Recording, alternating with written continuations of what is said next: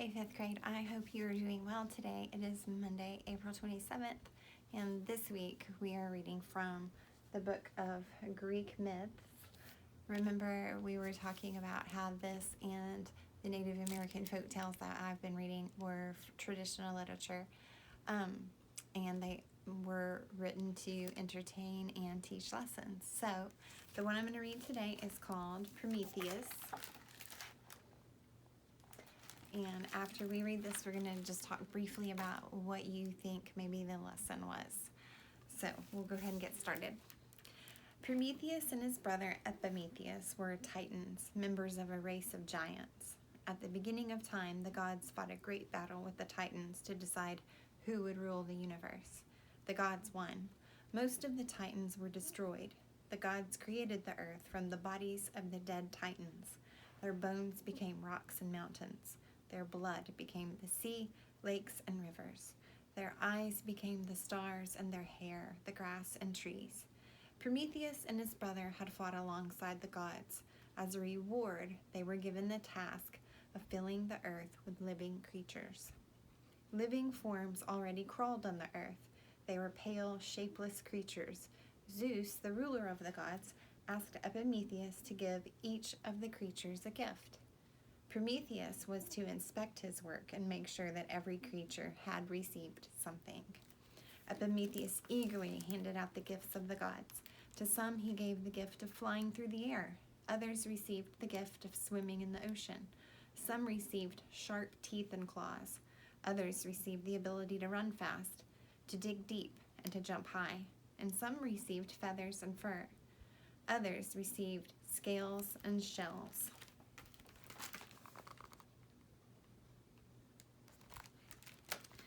The lion's mane, the zebra's stripes, and the elephant's trunk, the peacock's tail, and the leopard's spots were all received from Epimetheus.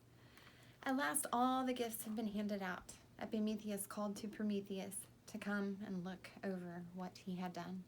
"This is good work," Prometheus said. Then he noticed 2 weak, naked creatures crawling on the ground. "What about these 2? "These are human beings. Don't you have a gift for them?" "I never noticed the humans. I forgot all about them," Epimetheus stammered. "What can we do? I've given all of Zeus' gifts to the other animals. There is nothing left." "We must find something for them," Prometheus said. "Otherwise, they will be the lowest, most miserable creatures on earth. Since you have nothing left down here, I'll go up to Mount Olympus, where the gods live. I'll see what I can find there." Prometheus climbed to the top of Mount Olympus.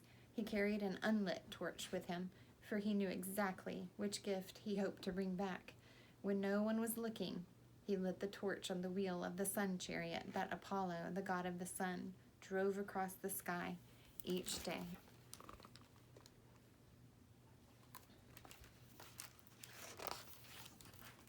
Prometheus hurried down the mountain.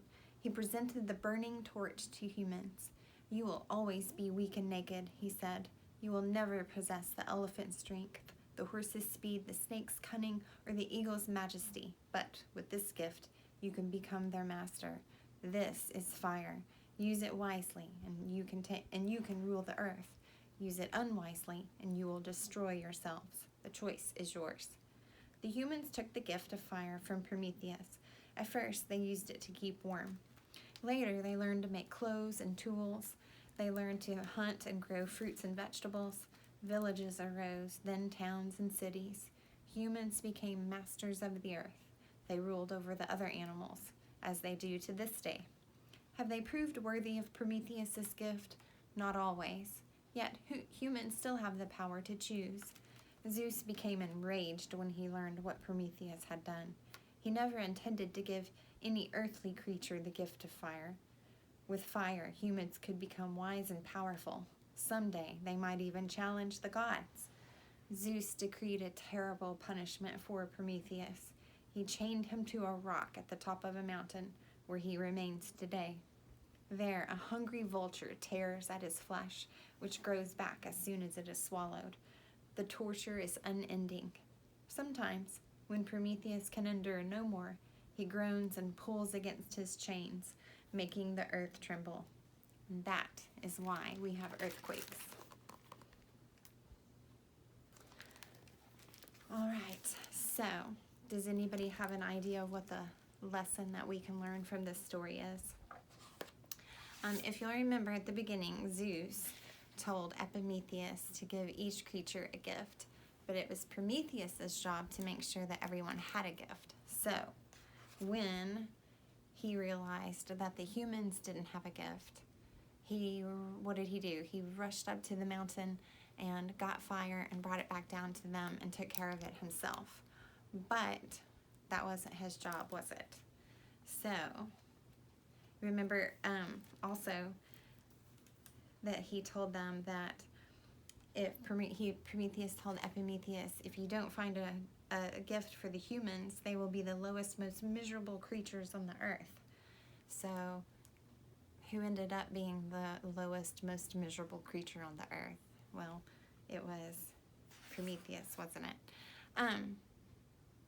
So what do you think the lesson that you can learn from this is? So if it's not your job, then you shouldn't rush to do a job without making sure that you run it by the person who is really in charge, which was Epimetheus. So you should have run it by him because it wasn't his job to just go and get a gift and give it. Remember, he was the one that was supposed to just make sure that everyone had a gift. All right, so that's that. And yeah, I hope that you guys have a great week and see you later.